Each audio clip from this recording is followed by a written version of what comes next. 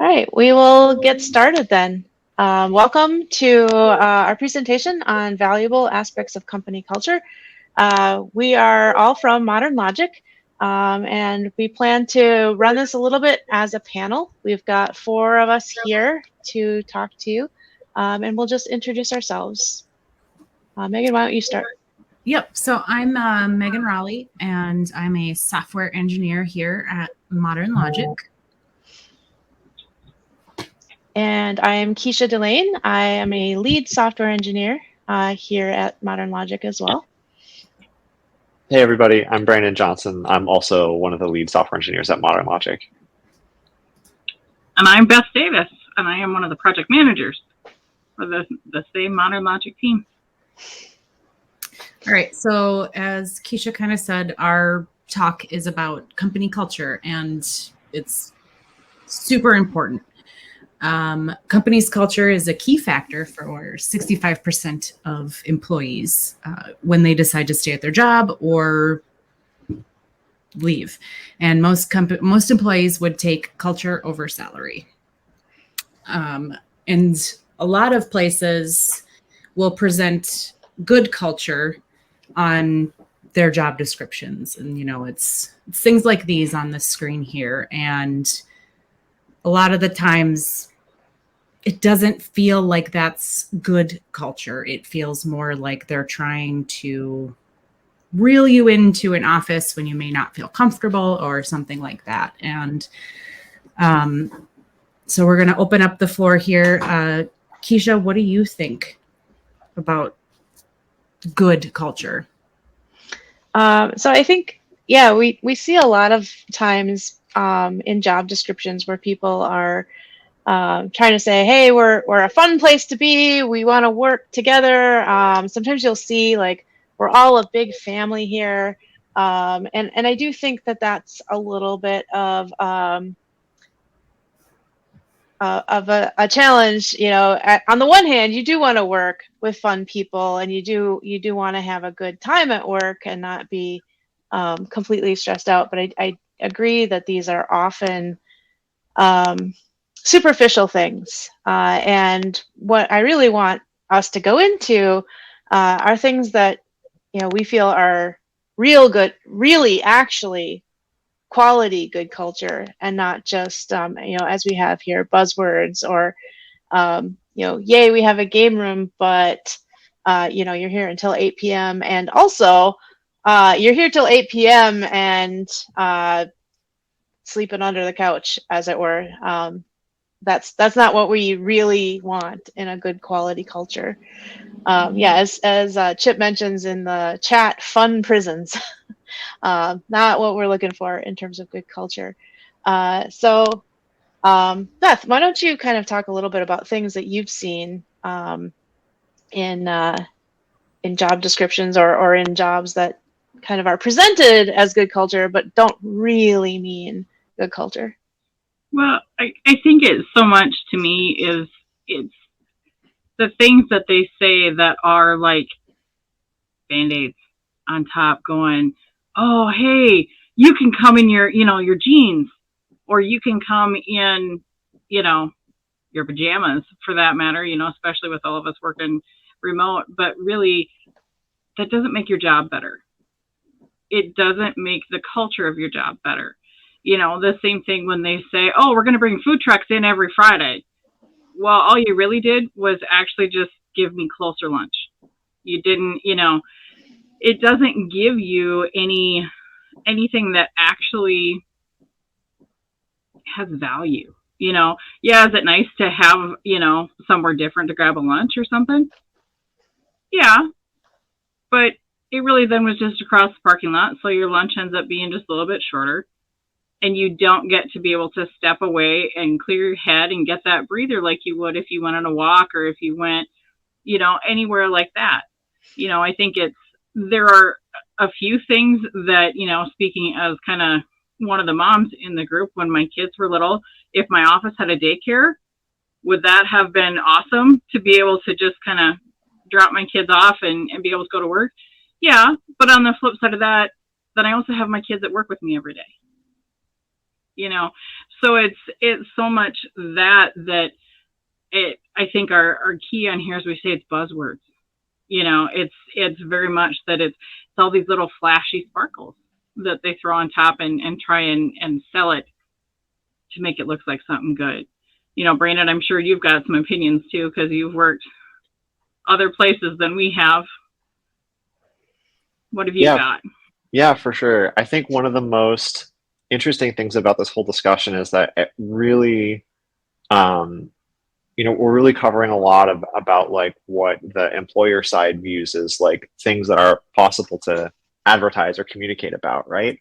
And it's interesting because I think, historically, maybe some of these things would be enticing when they were more novel, but part of it is that there are so many places now, that advertise kind of these ancillary fringe benefits like food in the office and stuff like that. And then, I think it seems like we've all had stories to share around like how that often leads to making work your whole life and not acknowledging the whole person that's coming to work.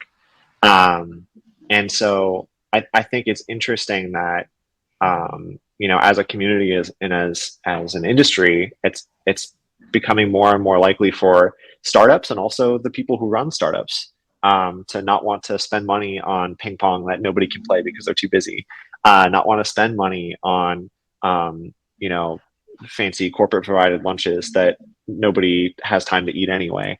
And so I think that kind of leads us into our discussion about what we value about the places that we worked and the place that we work now. There's a lot of things that companies seem to think are indicators of good culture. And maybe because there's something that you can put on a budget with a line item and everything. You can spend money on it and it's like, yeah, cool. Like it might tick a box for some people.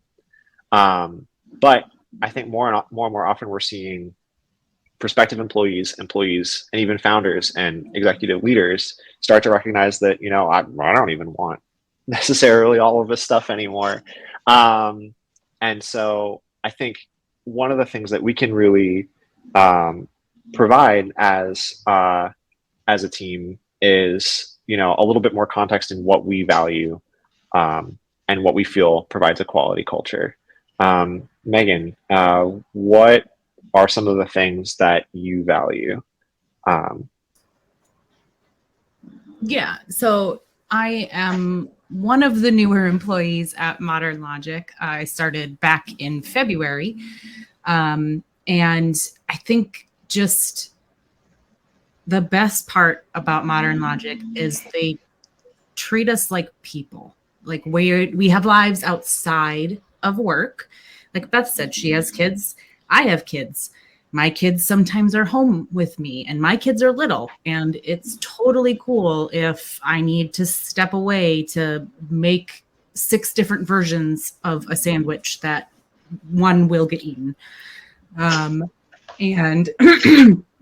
we're encouraged to take our PTO versus other places where it's like, well, I don't know if you should actually, like, maybe you can't go at this time. It's like, nope, you go. You need that break. You need to be as functional outside of work as inside of work. And it's just so great to feel like a person as well as an employee. And I love my job. So now that I'm done gushing, Kisha. Yeah, just to kind of riff on that a bit, I think we all kind of feel the same way about being able to bring our whole selves to work. And I will say that one of the things that's really excellent is that it really is a top-down leadership on this. The CEO is like, no, really, I mean it. Take your PTO. It's building up. Hey, go somewhere. And I really liked that here and other places that I feel have had good company culture where, we really make a point of making sure that everybody can step away if you need to. And sometimes that's hard, as you're sort of on a team and, you've kind of divvied things up, but there's ways to do that, and making sure that everyone has at least enough people who can do the things that they do, or in the best case scenario where everyone can do most of everything that needs to do, so that everyone can step away. I had to laugh a little bit when Meaghan mentioned lunches, because I used to work downtown for a different company, and it was really great because the entire team would just go and walk at lunch, whether or not you needed food. Most of us would bring lunch, but we would go and we would just walk. And let me tell you, here too, like working remotely, just going out and outside for like a little while just totally clears your head. And it's amazing how much you can be stuck on a problem. And, you go outside and you come back and you're like, oh, I got it now. And I feel like a company that values you as a people really does just kind of, it makes the product better too, but it just makes everybody happier and more satisfied and more willing to stay. So I'll sort of toss it over to, let's see, Beth, I think. Yep. One of the things that I see, especially with our Modern Logic team, I mean, if you look at the panel that's sitting in front of you, you've got 3 women sitting here in a tech company talking to you about culture. And obviously our culture in our group has got to be pretty good if we're all here and we're singing praises, because, you find so many times that it doesn't matter what that group may be. We've got people with degrees in biology, me. We've got Kisha, who is a pilot in her background. We have got so much diversity in so many ways, and it's supported and celebrated. And, I'm very much the Midwest mom of the group, because I come in on, Monday mornings going, hey, my kid had a great football game this weekend. And, the rest of them are all going, yay, football, because it's not necessarily everybody's favorite thing or everybody's, that they're involved in it, but that doesn't matter. They all go, your kid's awesome. My 7th grader last year made the varsity golf team, and everybody was like, woohoo, and rock on, even though it's not their kid, it's not their sport. It doesn't matter. It becomes so supportive in that way. And it just makes your workday so much better, because you can talk about that stuff. You can have that little bit of, water cooler talk. We right now obviously are all remote, and we have just kind of a standing date at lunch. That's an open Zoom meeting, and you come and you join, or you don't, or you whatever. And we try not to talk about work. Sometimes we get sucked in. We talk about geeky things. There's this whole crowd. We've got a bunch of them that like to play table games. They start talking about games or whatever new, super awesome 3D modeling pieces out there. And it's just such a good conversation. Brandon, I'm sure you've got some quality culture in here too that's not my Midwest mom. I don't know. I mean, I think we've done a really good job of covering a lot of these aspects that we value. But I think one of the most interesting things here, and not to put Dustin on the spot, but there's a question in the chat around like what is it? Can you get specific on what it looks like to encourage people to take PTO? And I think I want to address that, and I also want to maybe blow it out a little bit further into like what does it mean to lead by example on a lot of this stuff? Because I think it does make sense that it's hard, especially for especially if that flexibility isn't inherent in, or it hasn't been everybody's experience all the time, to think of ways to do it. But not to put Dustin on the spot, our CEO is actually hanging out in the chat with us here. I think one of the things that has been really helpful for me has been like, our leadership has always been, the first to say, you know what, I need to take a personal day to handle some stuff, or I think we should celebrate this, or take some time as a team to um, to celebrate that. I think that's been really, really valuable. Like I remember on WWDC, he was first in line to set up the room to kind of nerd out about some Apple event stuff, which I appreciated and had a lot of fun with. And so I think, it can be hard as an executive to feel like you have to maybe like, and I'm not putting words in Dustin's mouth here, I hope, but I can see, with other executives I've spoken with as well at other companies, that it can be hard to balance the notion of like, oh my gosh, like I need to be responsible for moving things forward.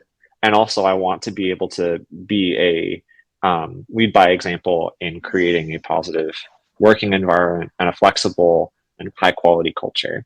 And I think like the, a lot of those examples kind of bring us to this overall notion that really you just have to be willing to sometimes put aside the profit motive at times, not entirely, but be able to, but deeply respect your people and respect yourself enough to take care of yourself visibly in front of the team. And I hope that was somewhat helpful there. But I just wanted to make sure we got that addressed. Can I jump in, Brandon, real quick? Go for it, Kisha. I just want to echo a lot of what Brandon said. It really is important for the leadership to really, not just do the things, but say to the team, I am doing the things. I am going to take this afternoon off because I need to go take care of a family thing, or I need to go take care of, myself, or whatever. I've got a doctor appointment. I'll see y'all tomorrow. Just to really say that and walk the walk. And then also, I think another piece that Dustin and the leadership here do really well is, they do pay attention. Like, are you taking your PTO?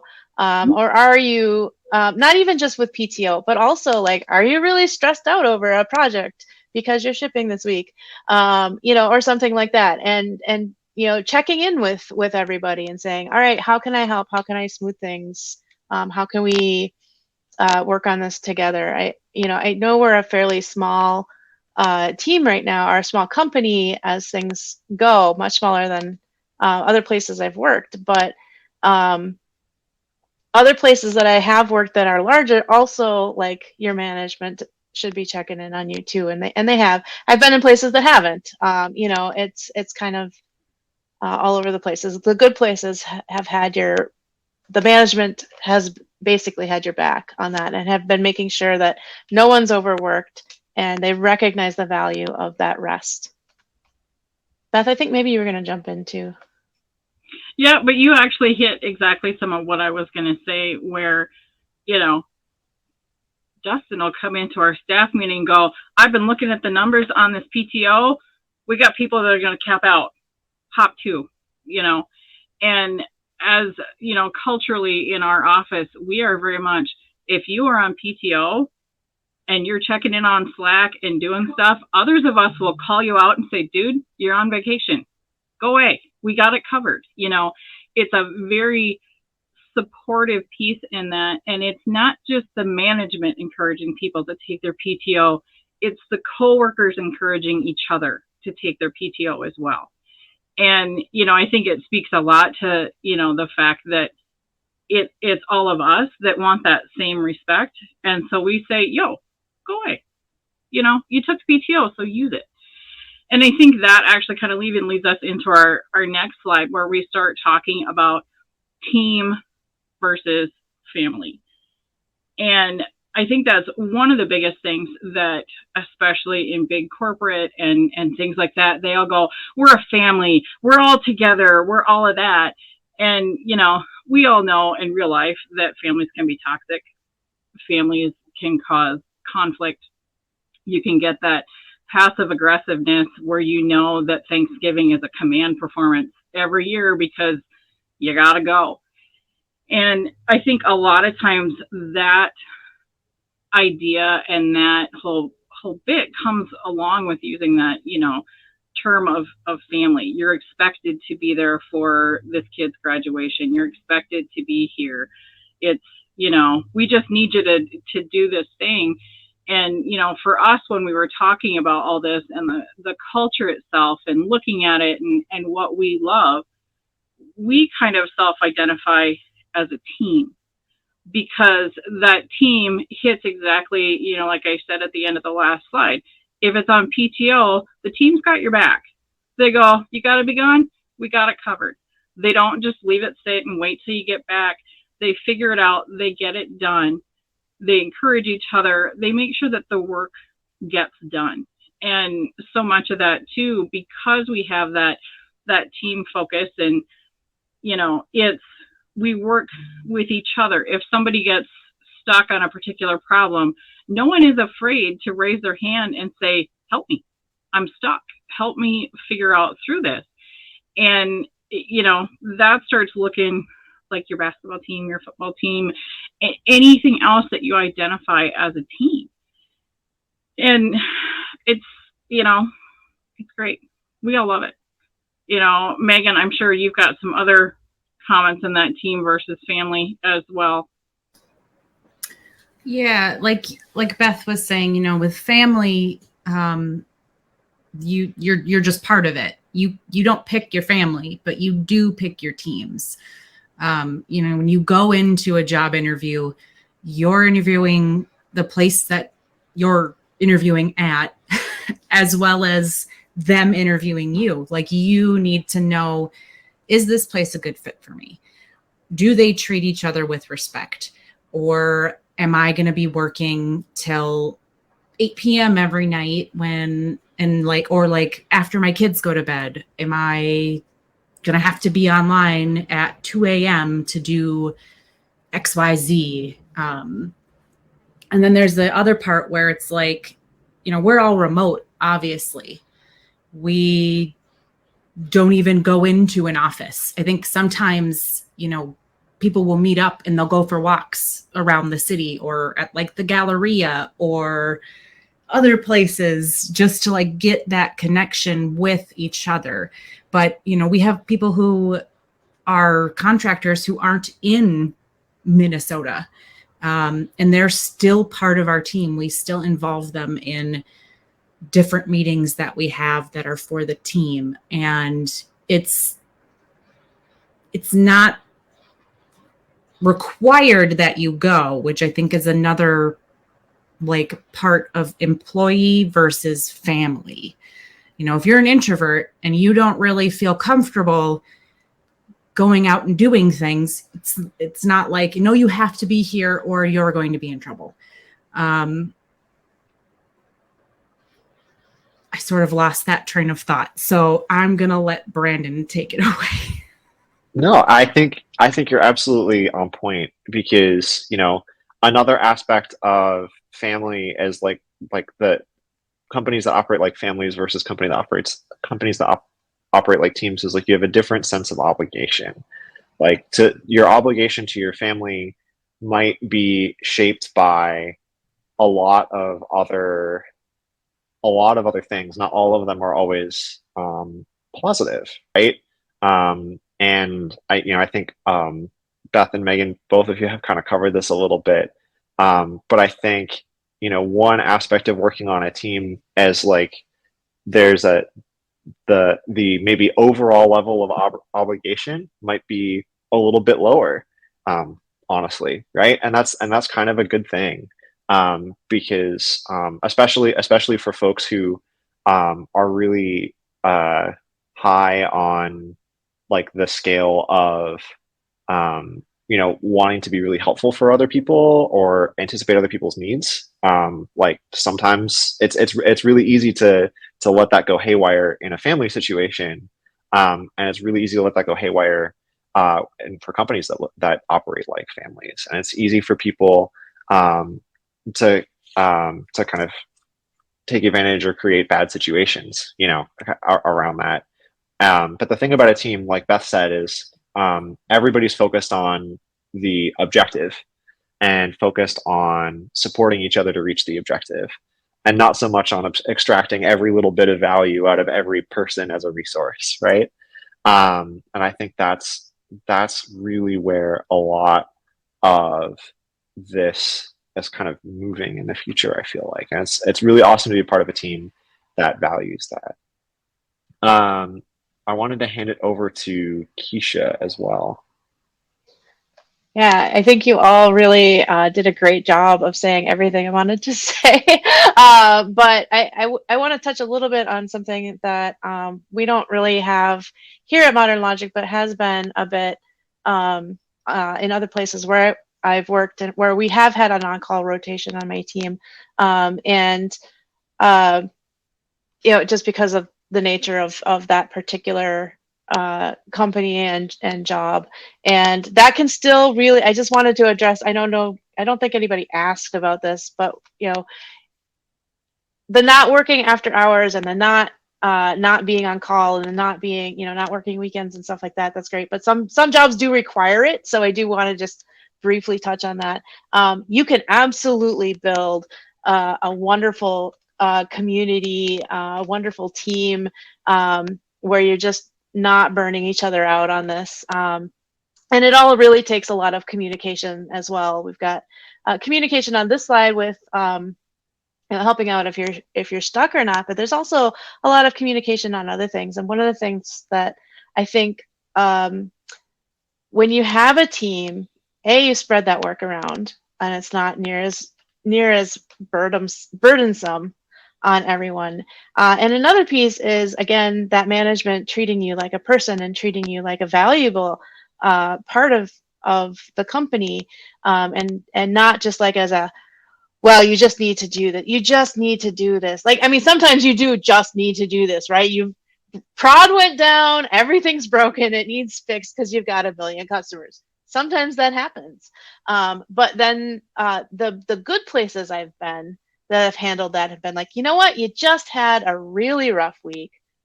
Take some time, it's okay. And we've got this because we have your team. You've got your team and the team's got the rest of it, and it's fine. I really appreciated the times when it was like that, where we would hand off to each other. Hey, you've been working on this because you were the one on call, but you know what? I've got it now. Go rest. There have been a couple of places where I've had that. One which I actually, spent some time triaging things in the very middle of the night for Matt. There's nothing that I dislike about working at Modern Logic. Come work with us. Anyway, I've had a couple of jobs where I've been on call and that have handled teams really well. So I just wanted to say that. And just to kind of flip that to the next slide, I think really what it comes down to, like all of these pieces come down to, comes down to trust, right? So where does that trust fall? It comes from a lot of things. We're trusted to do our jobs. We're trusted as people. We're not a commodity here. And conversely, we have trust in our management team. They've fostered that trust, right? They've really worked at that to foster the trust from us in them that they will have our backs. So I think that is one of the things that is pretty important. It really does kind of all come down to trust. So I think I've kind of talked a little bit here, so why don't I throw it to Beth. We're at 2:30, and I would like to leave a little bit of time for some Q&A. So let's try to be a little less wordy at this one. I do say though, I think it's good that we're wordy in some, because it does very much show how much we love our culture that we are, and we are so passionate about it, and I think that goes a long way, because you can see it in how we speak, and Kisha is right on the money with the trust. And Meaghan even said it earlier, way back in the beginning, that we are trusted as people. We're trusted to come into our job. We're not just oh, you know what, you can't do it today, that's fine, we'll get somebody else. And it's also not just filling that seat, but the management looks at, the staff they have, and they look at that and go, you know what? I think you'd be a little bit better over there. And they're not afraid to look at the people and trust us to be good at what our skill sets are, and fill where we should be, and what gives us that best fit to be successful at our jobs. And I'll keep myself short and kick it to Meaghan so she can fill a little bit in here if she's got some as well. I do. Like Beth said, we were hired by the people higher up who trusted that we knew how to do what we were saying.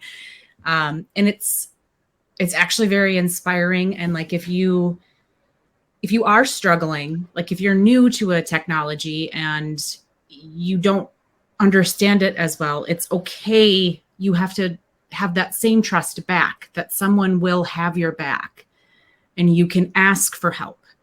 So the trust goes both ways. We have to trust as employees that, no one's going to say, I can't believe Meaghan doesn't know what she's doing with GraphQL. Why does she always need so much help? No one says that.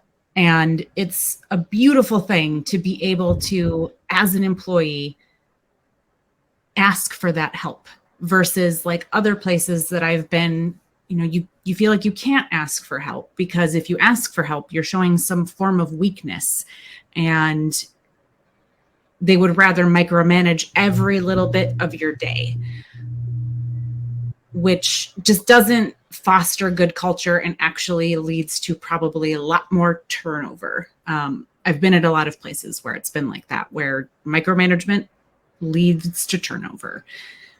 And I also am going to pass it off to Brandon because I can see he's giggling, and I don't know if it's about chat or if it's about what I said.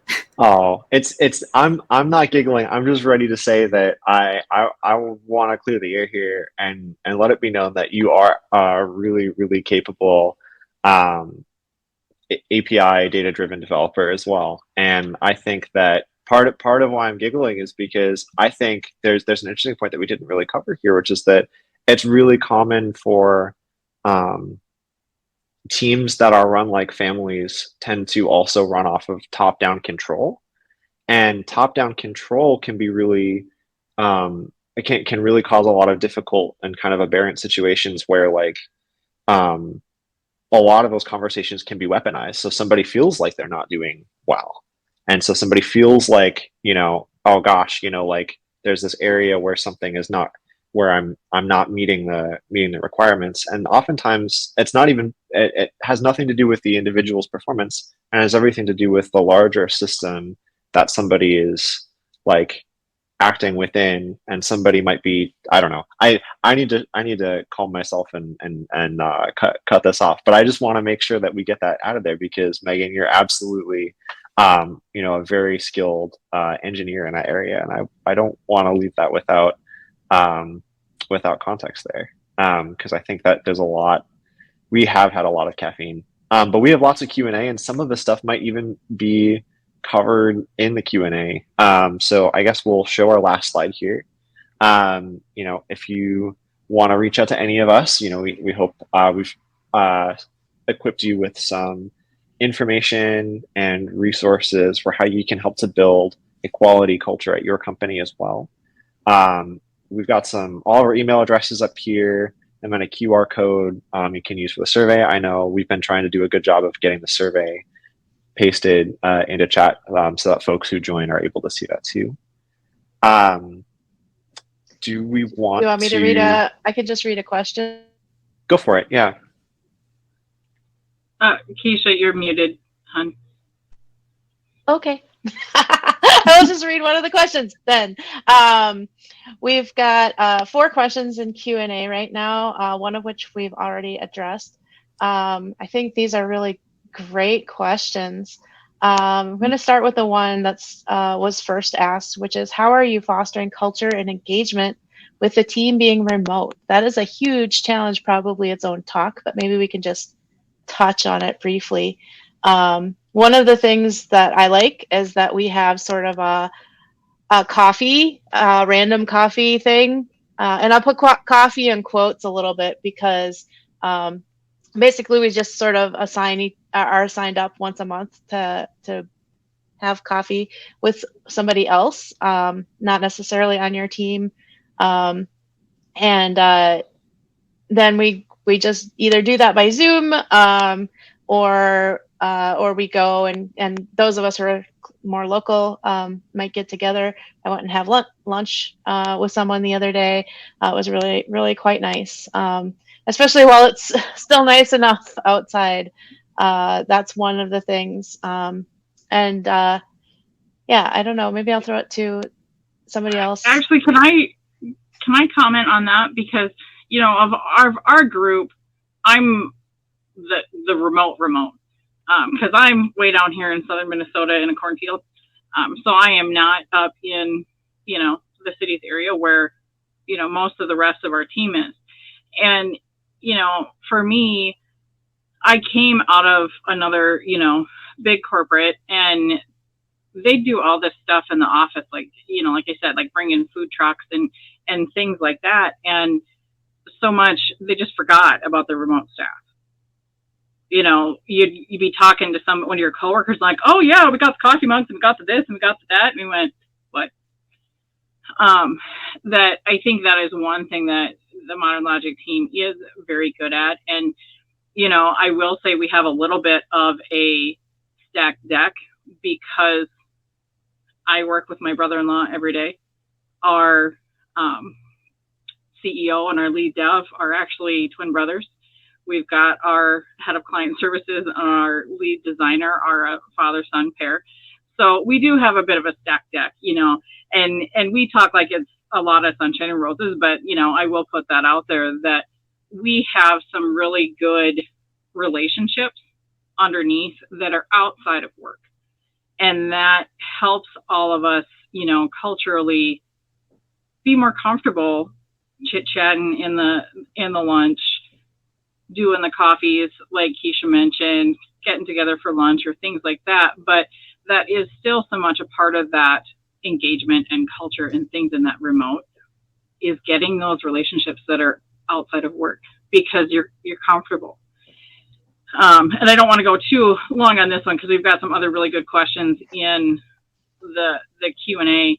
And we do. I will touch on one thing though, that not all of us are part of that dynamic. So we have purposely fostered those relationships. Yeah. Those personal relationships by talking about our lives. And, you know, it is just like we all are here to support each other. And that's been true at other places where I've had culture too, where like you really do as a team, like you need to build those connections. So let's pick another bit here. There's also a lot of other things you can do, like, you know, little fun games together, which we used to do at Retros. I liked those. Okay, here's how do you retrain people who may have come from a more family-based culture approach to be more team-focused? I think that's a really tricky question, a little challenging. I'm excited for this one because I feel like that's something one too. I think Meaghan and I both might relate to this one a little bit. So for context, I think that, you know, I definitely come from a little bit more of a freelancing type background.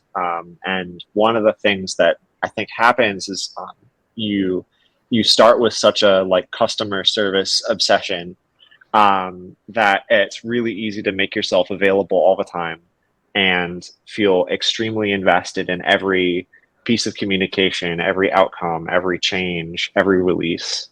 But it's just a fact of life that not every release is going to be perfect. Not every communication is going to be as tight and well written as you hope or clear. And I think, you know, one of the biggest things that's helped me kind of deprogram from that has been, you know, really like we were saying, some of the aspects of leading by example, where I've seen my coworkers be, you know, extremely clear, but also have clear boundaries. And seen my coworkers deliver extremely high quality software and still maintain a high degree of ownership, without taking as much emotional responsibility for every release, right? And I think that's something that's really been impactful to me and something I value about this team, about you all. But Meaghan, I wanted to make sure we get to your question, your response as well. Yeah. So Brandon came from freelance, and I came from a corporate culture where it was all micromanagement, and you couldn't do anything without 6 people above you approving it, and it made me a little scared to come into this world where I'm like just kind of given, like, here you go, you can do it, like, we believe in you. So it's taken a little time for me to get reused to people trusting me, and I've been here for about 6 months, and I would say that it is a hard thing to retrain yourself from that family culture of, you need approval from mom before you go out. But here it's more like, no, you're an adult. You can make those decisions for yourself. Go ahead. It's okay. We're going to help you through it. And it's great. Well, and I think some of what that boils down to, because I see the question too in the retrain from the family-based culture to the team, it's where we circle back to it comes down from the top. We are treated as a team from the top down. We all had lunch with our CEO today because he was in the lunchtime chat with us today. And so I think that is so much of what helps that culture, because I came out of a very corporate culture too. And it makes a big difference. And we've only got just a couple minutes here. I think all of us want to touch quick on that, company culture to benefit the employees, but how does it benefit the business? If I'm talking like what we do, you get a better quality output is really kind of where it boils down, because people, they aren't burned out. They feel supported. They feel all of these things. And what you get is people who actually come to work that want to work and do work.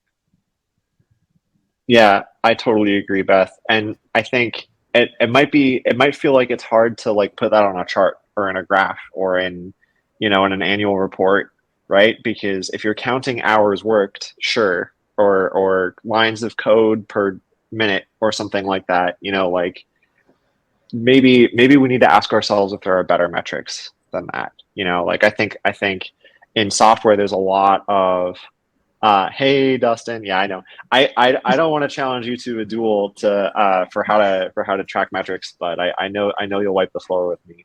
But I do think that I think that what it comes down to is, like Beth said, the quality of the output. The quality of the output, because your people are more refreshed, able to spend quality time thinking about solving problems, and especially when you're building software products, so much of the time is not necessarily spent generating output per minute, output per second. It's about or coding output. It's about thinking about the problem and finding the right solution, because you can write lots of lines of code that do absolutely nothing, right? if that's your metric, that's what you'll be chasing. I'm gonna wrap up here. I think that's a great place to just wrap that. There was one more question. There sort of two, one in the actual regular chat. What question do you wish more people asked as it relates to company culture, which I think also relates to Chip's question, which what questions should you ask to get past the buzzwords? And I'm going to give a very short answer here. I think the best way to ask is, tell me about your team. Because what are they going to tell you? They're going to tell you either all about, metrics that maybe are less important, or they'll tell you about the people. And, I want to know about the people. I want to know if you're invested in each other. So Anyone else have anything quick? It is 1 minute overtime. No, this is a really awesome conversation. Really grateful to share the stage with everybody. Thanks for all the questions, everybody, in the chat as well. Yeah, thanks everyone for coming. Yeah, thank you. And we are hiring.